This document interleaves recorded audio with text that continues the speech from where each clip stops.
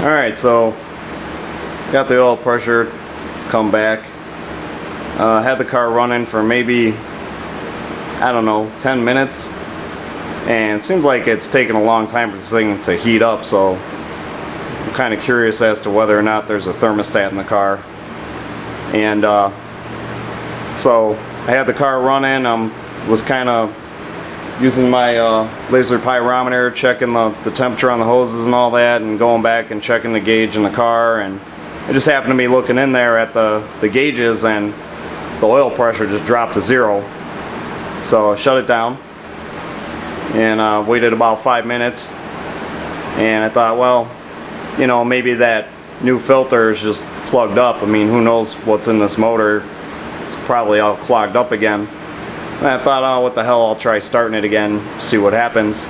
So fired it up, and oil pressure came back up. So I don't know, I think I'm just gonna let this thing sit overnight. Maybe tomorrow I'll try swapping that filter out. I mean, this thing's got a lot of tuning issues too, and I don't know, it doesn't sound like it has an E-cam in it to me. I don't know what's going on cam wise, you know.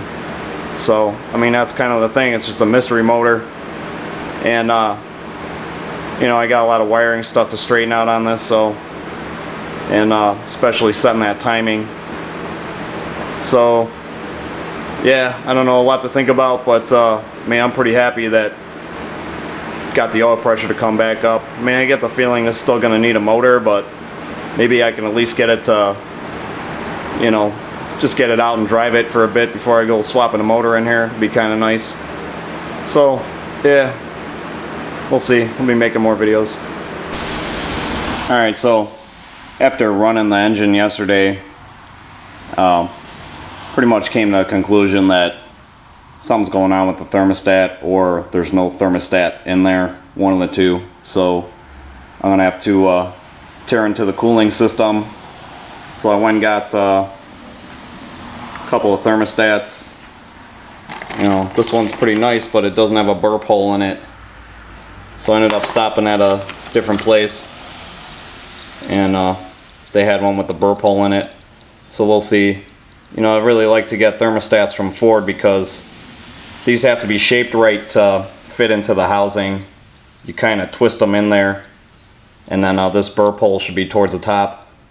And the burp hole really helps with bleeding out the cooling system. So, you know, the other thing I could do is drill a hole in this, but, you know, it's a lot easier to just use one that has a hole in it already. But I think it's going to boil down to which one fits better, because sometimes these, if it's not a Ford thermostat, it really doesn't fit in the housing well. So we'll see about that. So I got the wrench for the distributor, and I got a gasket, and then I also got the sending unit for the temperature gauge. So that's right there.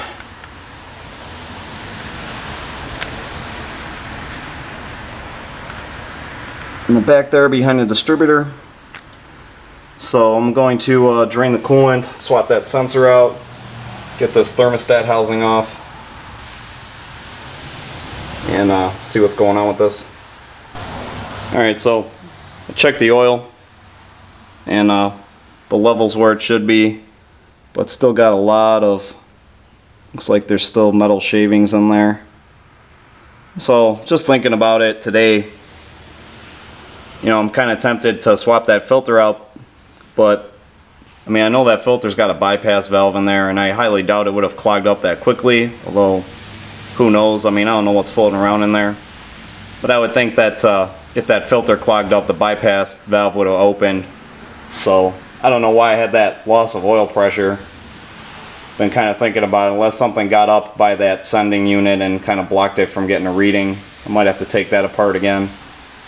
And you know, the metal shavings, it's like I said, I mean, maybe it's a valve train, you know, maybe it's got stock rockers on there, and you know, with that cam, that's not a good idea to have stock rockers with a cam, you know, or maybe something to do with the distributor gear, or I mean, it could just be, you know, from the main and the rod bearings. You know, if this thing wasn't getting proper oil pressure, it's definitely a possibility. So yeah, I don't know. I think I'm just gonna leave the oil filter alone, get all this coolant stuff straightened out, and start it up, see what happens, if it maintains oil pressure or not, and see if I can't get this thing to heat up. You know, if it doesn't get warm, it's not gonna break any kind of, you know, break any sludge or whatever might be in there out of there. And I mean, you got to get it up to operating temperature to start setting the idle and doing the timing and all that good stuff. So definitely got to get this cooling situation straightened out first. And so hopefully we'll get the motor to heat up and we'll figure out if this fan can work or not. So I'm gonna guess it's not gonna work. It's just my, you know, that's my premonition with this. But who knows? Might be surprised. Maybe it'll work perfectly. Might get lucky. Alright, so I took the radiator cap off, and there's a little valve on the side of the radiator. Probably can't see it from up here, but got the pan down there. Started draining the coolant, and I took 11/16 deep socket, and I got that coolant temperature sender out of there. You can see it. So I already swapped that out with the new one. It's the old one right there. Got the thermostat off. Trying to clean it up right now. I just disconnect this bypass hose, and I left it on the housing.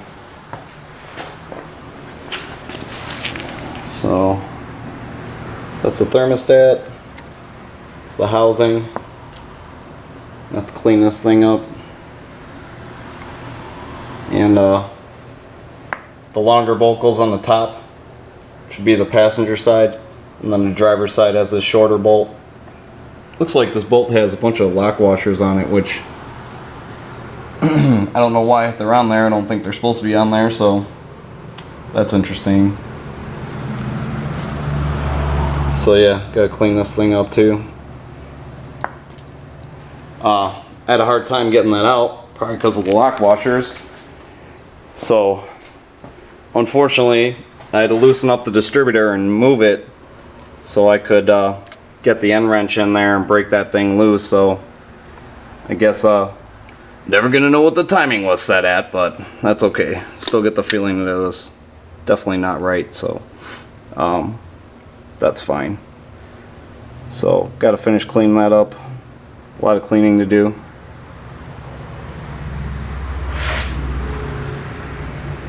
So yeah, basically what I did is I put the end wrench in here.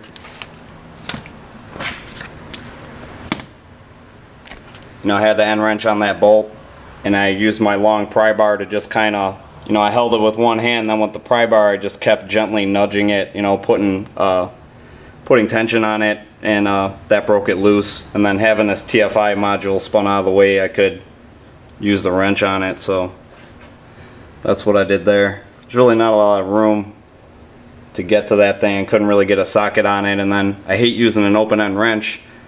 You know, it's how I end up stripping stuff. So I was spraying it with penetrating oil, and I even put some heat on it with a propane torch.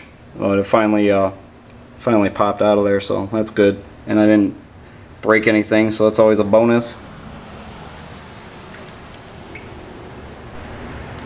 Alright, I got it cleaned up the best I could. Looks pretty decent. It's the housing. So I've got the thermostat. It's one of the bolts. It's the other bolt. I'll show you. You know, I just snapped the bolt into the vice grips, and you know, just kind of held it on here, and then I use this wire brush to brush the threads clean, and then I sprayed it down with, like, you can use penetrating oil or brake cleaner or whatever, just something to get, you know, get the doo-doo off of there, you know, and just kind of wiped it with a towel, that kind of stuff. Use a lot of these plastic razor blades. I used a real razor blade. Used little hunks of Scotch pad cut them up. This is the wax and grease remover that I use, DX330, which is actually, use that when I'm painting cars at work. And you can actually get a wax and grease remover at like an auto parts store.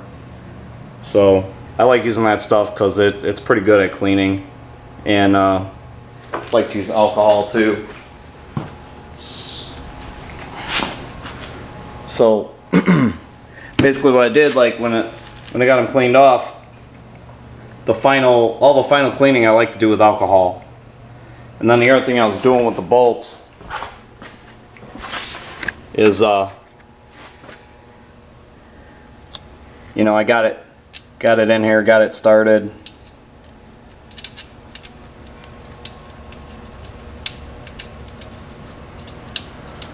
So like I thread it in a little bit, and then I've got this electrical cleaner, which is kind of similar to alcohol. So I just kind of sprayed on the threads and then ran it in by hand to kind of work some of the cleaner into those threads, clean the threads out. I don't have any like thread chasers or anything, so I like to try to get something in there to kind of clean it out. So I'm basically to the point where I'm ready to put the thermostat back on. So I got my gasket, and then the other thing I wanted to show, I don't know how many people are aware of this or not, but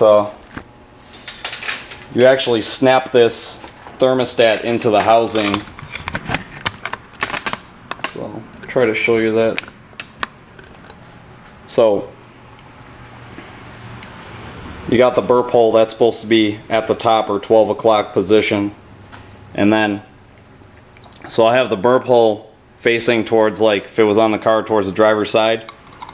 Okay, and this will just sits in there. You see how this is like kind of oblong? So you just start twisting it, and that'll hold it in. Which a lot of people don't know that, and they get really frustrated because it's really it is not fun trying to put this in without knowing that. So what I'm going to do is I'll put the gasket on here. I'm going to put the bolts through and just put it up there. I was debating using RTV. I don't know. I think I'm going to try not using it, so I'll probably be doing this again. I'll give it a shot, not using RTV. See how that works out. Got the thermostat housing back on there. So basically how I did that, let me bring this over here. So you got this bypass hose. So I brought the thermostat down here. I got that hose on so that I could rotate it without, I didn't want to put this on and then try to get this hose on. I don't know, some people take it off over there. It's like you really can't win with these small block Fords. It's going to be a pain either way. But I mean, what I find easiest is I put this hose on, make sure the clamp's on there, get the hose on, and then that way you can rotate the thermostat. You can put the thermostat in there, get the gasket on, put the bolts on, and then it's going to be kind of hard. I mean, there's going to be tension on this hose.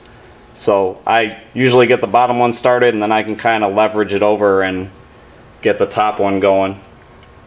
And then I just tighten them up with a 1/2-inch end wrench. So, I mean, you want them snugged up, but you don't want to go crazy with this stuff. I mean, you're going into aluminum here. I mean, all this stuff's aluminum, so it's kind of fragile. And the same thing with that sending unit. It's like I kind of take my time, tighten it, doing it by feel, and you don't want to go crazy and tear the threads out of the intake. You're gonna have really big headaches. So it always pays to just kind of take your time and do it by feel or whatever. When it feels snugged up, should be good. Alright, so I closed up the drain valve on the radiator. Got that upper radiator hose back on there. That tightened up. Filled it up with 50-50 mix. I got this as just like one click. It's not really on. And probably about 4 inches from the top of the radiator. Didn't want to fill it all the way up because it's probably gonna expand. I'm sure there's a big air bubble in there. So yeah, start this thing up. Alright, so I got that distributor set, you know, where I think it's good for now. Got the TFI plug back in there and tightened up the distributor hold down. So see if this thing fires up.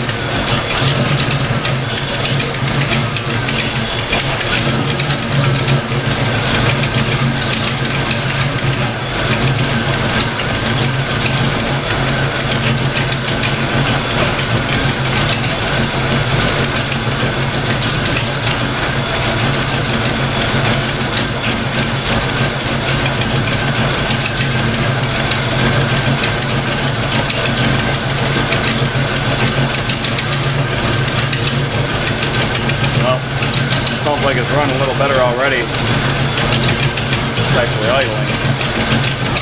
See if this thing heats up or not.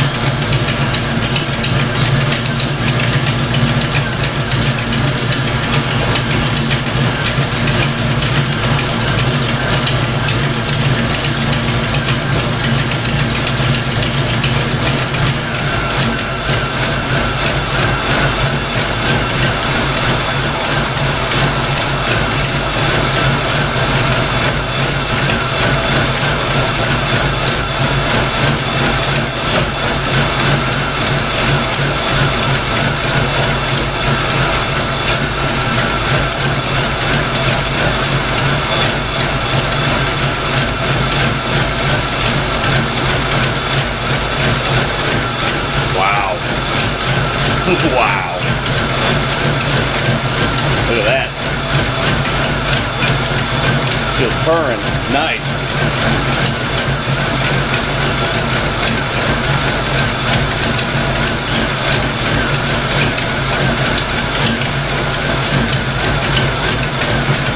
Alright, well I got pretty steady oil pressure so far.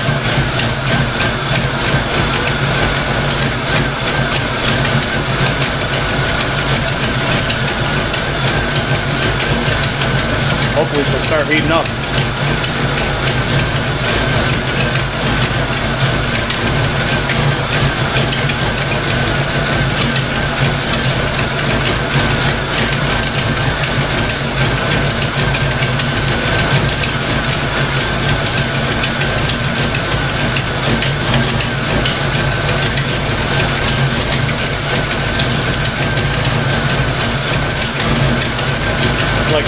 thermostat area is all dry, so that's good.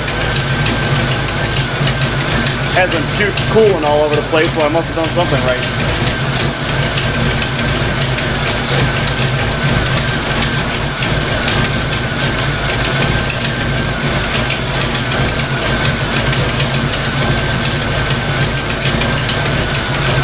Yeah, you know, it almost sounds like that, the clacking noise coming from the valve range.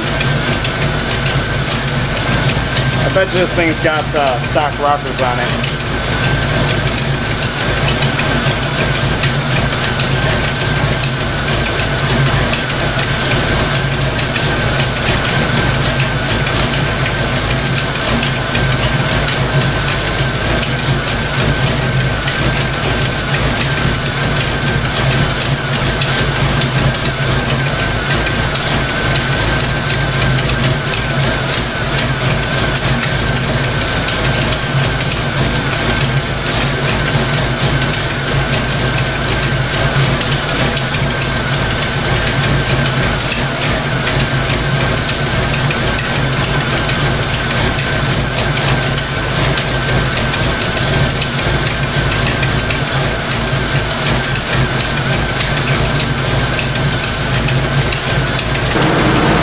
Alright, so, you know, I'm feeling pretty stupid here, and I had actually considered this earlier in the day, and then I kind of forgot about it. You know, I've been thinking about a lot of things with this car. I think something wrong with the water pump, and it is not circulating coolant. That's why I'm not getting a temperature reading, and that's why the car's not heating up. It's heating up, the block's boiling, so I shut the car down and it started puking coolant out of the overflow.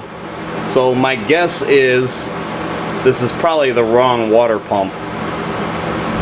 Either the water pump's not working, which is kind of rare. I mean, usually the problem with water pumps is they start leaking. The thing with a 5-liter Mustang, it's got a serpentine belt, so this is a reverse rotation water pump. So my guess is somebody put the wrong water pump on here. So, we're gonna find out.